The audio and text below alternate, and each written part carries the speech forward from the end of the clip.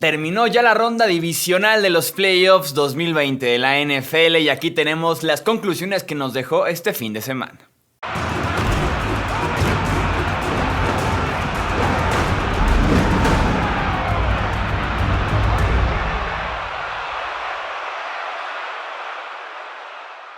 ¿Qué tal amigos? ¿Cómo están? Bienvenidos a un episodio más del podcast Hablemos de Fútbol. Yo soy Jesús Sánchez y es un placer tenerlos aquí el domingo por la noche, como ya es toda una tradición aquí en Hablemos de Fútbol, para hacer un breve repaso, platicar un poquito sobre lecciones, conclusiones que nos dejó esta ronda divisional. Y ya saben que dentro de algunas horas estará arriba ya el episodio analizando todos los partidos de esta segunda ronda, este segundo fin de semana en la postemporada de la NFL. Vamos a arrancar con estas conclusiones y tenemos que dedicar la primera a Drew Brees.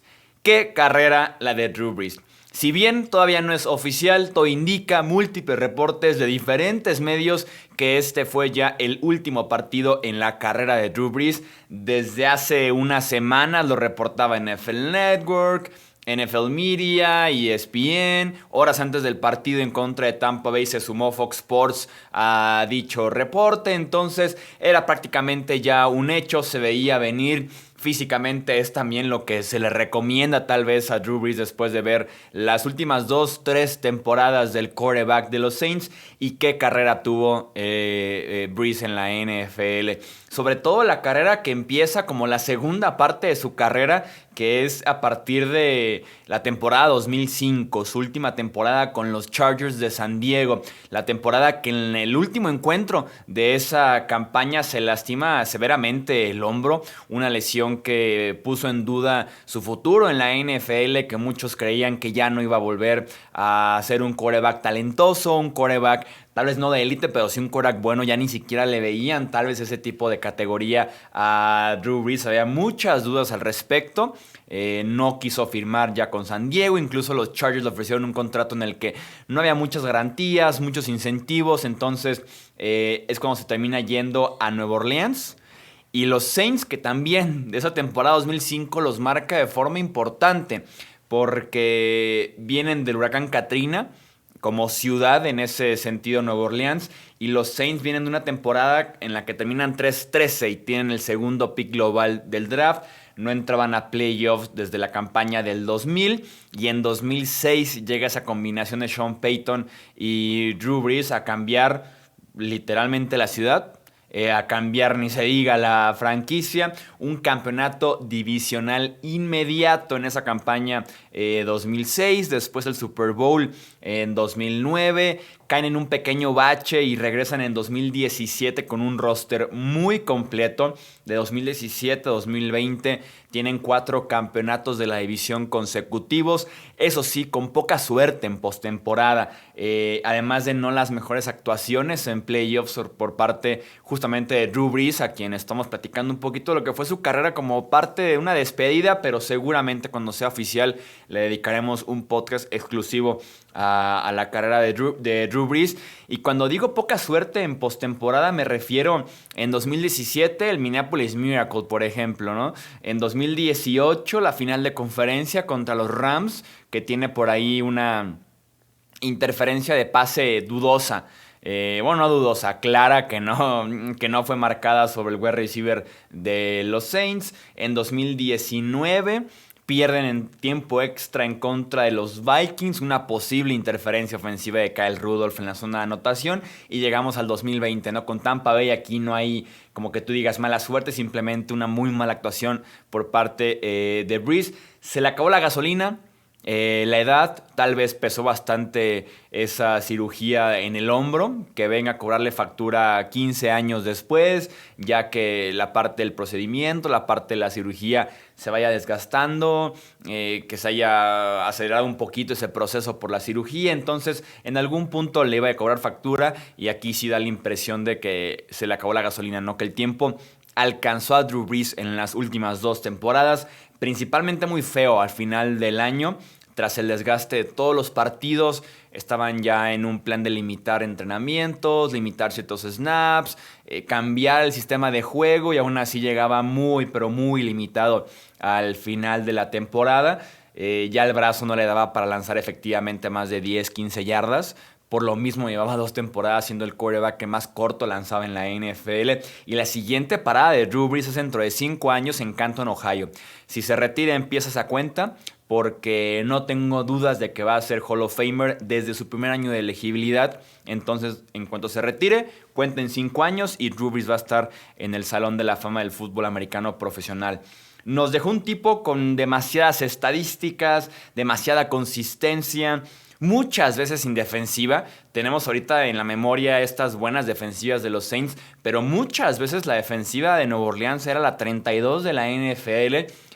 Por lo mismo las estadísticas de Drew Brees se inflaban, porque tenías partidos de 40 puntos ambos equipos, 30 y tantos puntos, a veces sin juego terrestre, con poco talento en wide receiver y tight end. Realmente era muy al estilo, no sé, de un Tom Brady, en el sentido de que había poca inversión en la posición de wide receiver, de un Aaron Rodgers, por ejemplo, y que él traía ese talento hacia adelante, ¿no? Lo cual te dice mucho también de un buen quarterback en la NFL. Lo hizo todo en la parte individual. Quedó a deber en los playoffs. Tuvo partidos muy malos en postemporada, se quedó por ahí fuera de playoffs varios años consecutivos. Entonces creo que por eso no se puede considerar el mejor de la historia. Sí está en la conversación por ser uno de los 5 mejores tal vez que han jugado la posición, 5 o 10 mejores sin duda alguna, pero sí, el mejor de la historia creo que no va por ahí con Drew Brees. Peyton sin quarterback me intriga. Sean Payton, el head coach, es una excelente mente ofensiva, un tipo que tiene su estilo, que confía en sus ideales muy marcados en la identidad de su equipo, de su ofensiva. Va a ser muy interesante este offseason, va a ser intrigante. Me huele a que podríamos ver una pelea entre Taysom Hill y Jameis Winston. De momento Taysom Hill tiene contrato con los Saints, un contrato de hecho bastante grande. Y por ahí hay un rumor de que hay interés por parte de los Saints de quedarse con Jameis Winston después de haberlo visto todo un año en los entrenamientos, un par de acciones durante el partido. Tuvimos por ahí un touchdown en contra de los Buccaneers. Entonces, a mí me huele a que va a ser entre Taysom Hill y Jameis Winston en el 2021. Vamos viendo si por ahí les pudiera interesar un Deshaun Watson, un Sam Darnold en algún cambio. El draft por la posición se pudiera ver complicado, pero si a alguien le gusta Sean Payton, nos ha quedado muy claro que puede subir por él, y más porque la ventana de los Saints ahí está todavía. Siguen teniendo a la mejor pareja de tackles ofensivos de la NFL, a Michael Thomas, a Alvin Kamara, a Latavius Murray. En el costado defensivo también tienen a Demario Davis, a Cameron Jordan, Trey Hendrickson, Marcus Davenport, Marshawn Lattimore. O sea, el talento está ahí, el staff está ahí. Entonces pudiera ser que se pongan agresivos en este offseason buscando su quarterback. Siguiente conclusión tiene que ver también con el partido de Tampa Bay en contra de Nueva Orleans, y es que en este duelo de cuarentones, en este duelo en el que ambos quarterbacks tenían más de 40 años, ganó el que no los aparentaba.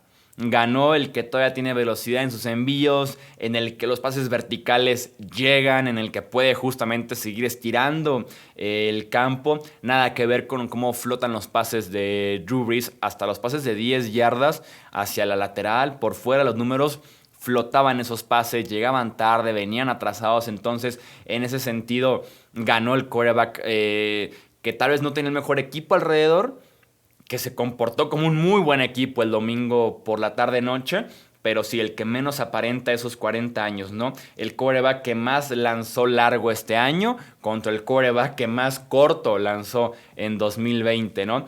Pueden ser los cuidados, está muy bien sabido la dieta de Tom Brady, la parte de los ejercicios, tiene hasta su propio como estilo de vida ya Tom Brady, que está comercializando incluso. Entonces es muy bien sabida esa parte de Brady, mientras que con Brees no digo que no se cuide, pero por ejemplo el tema del hombro que platicábamos más hace unos minutos, pudo haber pesado, ¿no?, en todo este proceso del deterioro del quarterback de los Saints comparado con el deterioro del quarterback de los Buccaneers, ¿no?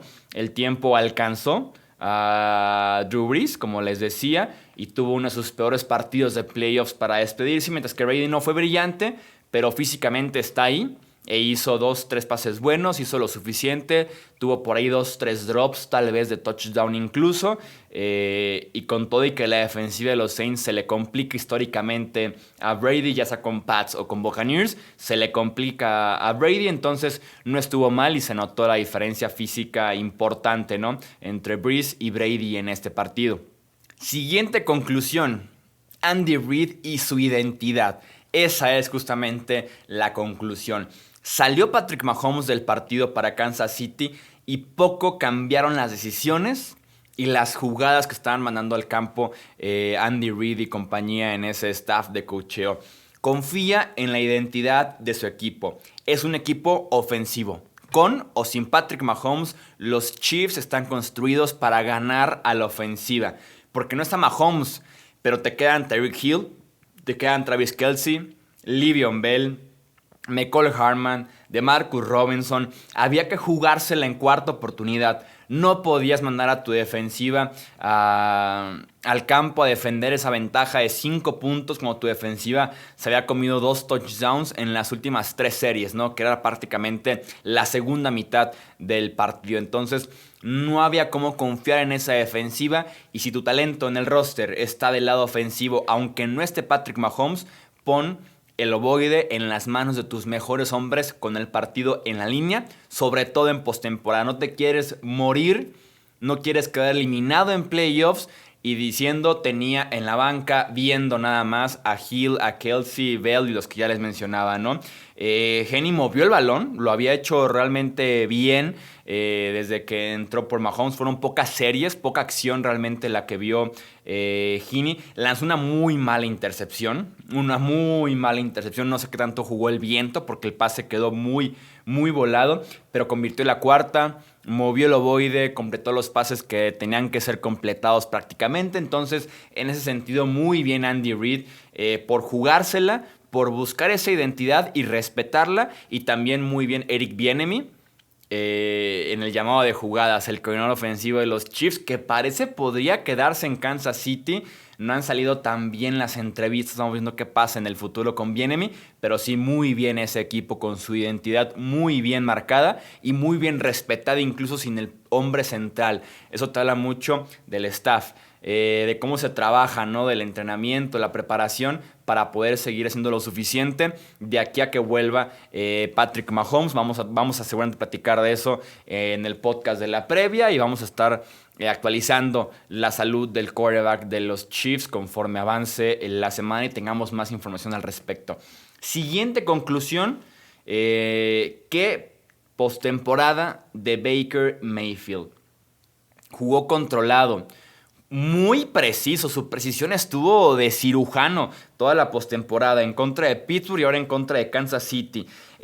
Tomó muy buenas decisiones, fue muy inteligente con el ovoide, corrió cuando se le necesitó que corriera, aprovechó muy bien un muy buen llamado de jugadas por parte de Alex Van Pelt en el primer juego y después por Kevin Stefanski, ya que había regresado el head coach del coronavirus.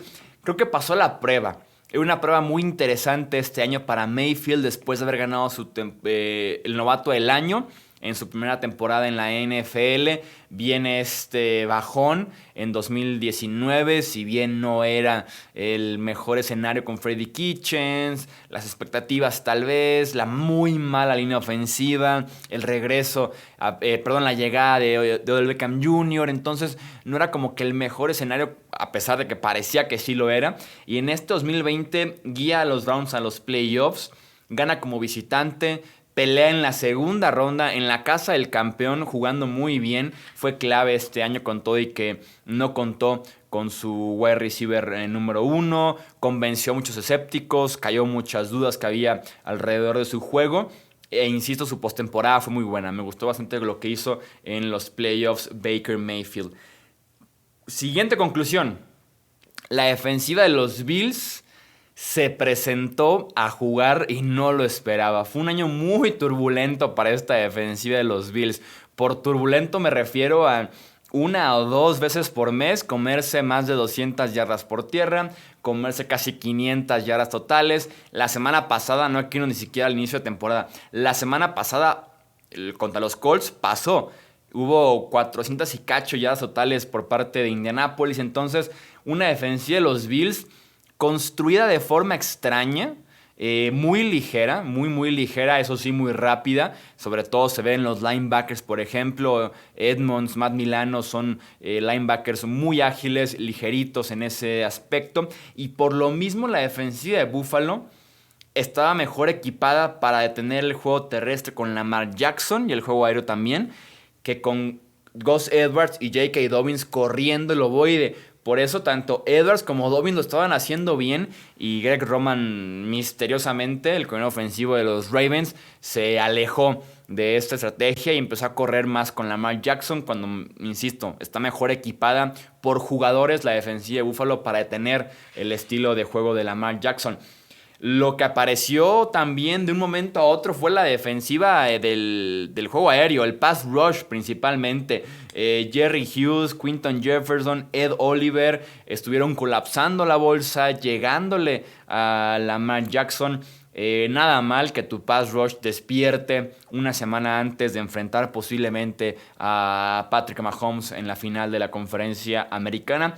Fue bueno ver esta versión de Buffalo, porque hubo muy malos partidos durante el año y porque era una defensiva que dominaba en 2019 y que este año simplemente lo dejó de hacer. Fue como el año al revés en ese aspecto para los Bills. La ofensiva mejoró y se metió entre las 5 mejores de la NFL y la defensiva, de ser de las 5 mejores de la liga, bajó a ser no de las peores, pero sí de las últimas 10 tal vez, de las últimas 15 que tenemos en la NFL. Pero en contra de Lamar Jackson y compañía, qué buen partido tuvieron en el costado defensivo los Bills, y fue clave en este aspecto porque hicieron 7 puntos y además permitieron solamente 3. Entonces, clave que la defensiva tenga una muy buena actuación en la parte de encontrar ese ritmo y también encontrar la confianza cuando tienes enfrente a una de las mejores ofensivas que tenemos en la NFL en los últimos años.